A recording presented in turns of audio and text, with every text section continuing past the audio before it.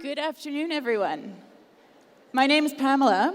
First of all, I'd like to thank you all for having me here today, and it's an absolute pleasure to be at the conference, to be at Women in Tech, and to see the types of people that we have here, to see men, women, to see people from all different generations, different backgrounds, all of us ultimately here to help to shape the future of women in tech and to help to shape tech more broadly. And I think some of the problems that we're solving are absolutely phenomenal. So, thank you. I'd like to, first of all, introduce myself briefly, but more importantly, I'd like to share a bit of my journey and the tips and tricks that have led to my decisions along the way, and help you to have a takeaway, to take something home, so that what I've learned and been through hopefully can help to shape whether you're in a current position to make a decision or whether you're looking for something over the longer term. So I'll start with my journey. I'm currently Chief of Staff and a member of the management board at TomTom. And it is not only, in my case, I feel that it's a privilege to be in this position, but it's also really special. I'm the only woman on a board of 8 people. I'm the only one under the age of 45. And I feel privileged to be in the position, but I also realize it's the result of a lot of hard work. It's the result of some big decisions that I've made along the way. And the reason I've chosen a winding road, and actually it probably even should be a bit of an up and down road as far as the journey is, there are always ups and downs, and it's more about what decisions you make at different points along the way and how you own those decisions that will make it such that either you're pleased with where you get to or you're reconsidering where you are. So I'm from Montreal originally, so I'm Canadian, born and raised. I'm currently living in Amsterdam, where TomTom is located from a headquarter point of view, although we have offices all around the world, including several here in Poland. I got there by way of some time in Africa and Asia and the rest of Europe. I started in consulting, and so my background is actually in business and in finance. It's not actually in tech, but I was working with engineers and wanted to make a move into the tech space, so joined TomTom about 2 years ago. It was a windy road, there were some ups and downs, but ultimately there were 3 things. So these are my 3 Ps, although you could argue one of them is a bit of a stretch.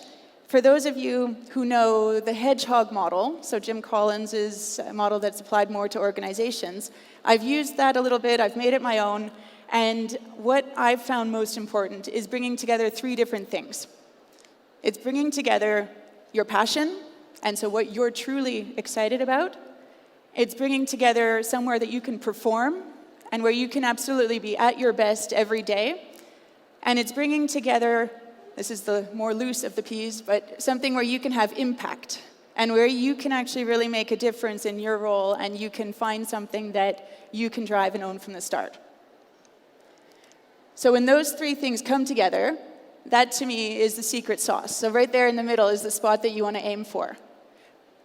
But I would also overlay a 4th one, and this is the personal side, and this is one where every single one of us has our own personal priorities. And you need to figure out what those are in order to be able to make work for you. And that's what I want to share more about today. To talk about the passion piece, the picture here is it's actually a personal one. It's one from my family house. We have a house in the mountains outside of Montreal. And this is the view, and the nature here is absolutely pristine. Every Christmas, we normally wind up with snow on the ground, and that's part of what really gets me. Being able to be outdoors, being able to appreciate nature, and being able to do so in a way where there's no congestion, no emissions, and so on. So that's something that for me is an absolute passion area. And with TomTom, it's one of the things that actually attracted me in the first place is the fact that our mission is a safer, autonomous, congestion, and emission-free world. So this is something that we're setting out on a daily basis to solve. And we're building really, really cool technology to put into the hands of drivers. So with applications, for example, to put into cars more broadly. So we're building software for autonomous driving and automated driving. We're building maps and map-making platforms. We're automating as much as possible so that we have the most up-to-date maps that are powering almost every one of your applications. And we're putting that into the hands of enterprise, automotive, and consumer types of customers. So the everyday drivers as well as the bigger companies. So that was, for me, the passion piece of why I joined TomTom. The performance piece was one where I mentioned earlier that I'd worked with engineers quite a lot. So I'd always been working in heavy industries. I'd been working in power generation and in chemicals. But the common thread through all of that was working with engineers who make really cool things and helping them to bring in a perspective where they can also make money with that and add value from a business point of view and to really help to shape the world and solve a problem that's out there. So that was the piece of bringing together the engineering side and the business side and marrying that into driving performance. And that's what I continue to do at TomTom, so making sure that everyone's clear on what our strategic bets are. So we're investing into online navigation, into autonomous driving, into maps, APIs, and into a mapping ecosystem to be able to power all of that. And then the impact piece for me was one where it is a combination of impact that we as a company have on the world, and so solving some of the big challenges of mobility as we get more and more congested, as more and more people move into cities, but also within TomTom, where I could play a role that was material and that I could own something and actually really have impact on a day-to-day basis. So bringing together our engineers, bringing together our business problems, and really finding a solution that can help to shape the future. And this is always where it jams, but there we go.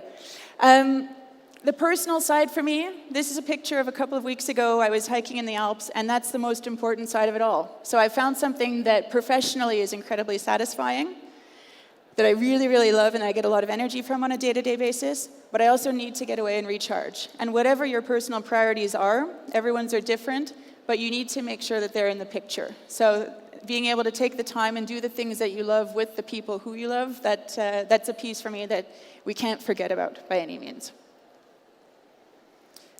So I'll move into a couple of tips and tricks and some takeaways that hopefully for you are, whether they're relevant right now, whether you're facing any kind of a decision about what you want to do over the longer term, whether at some point down the road, all of us face different decisions on a day-to-day basis.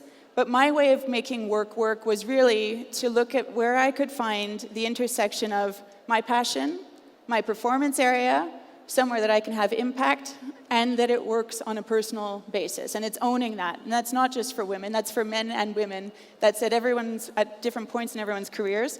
And so what I will say is that from a passion point of view,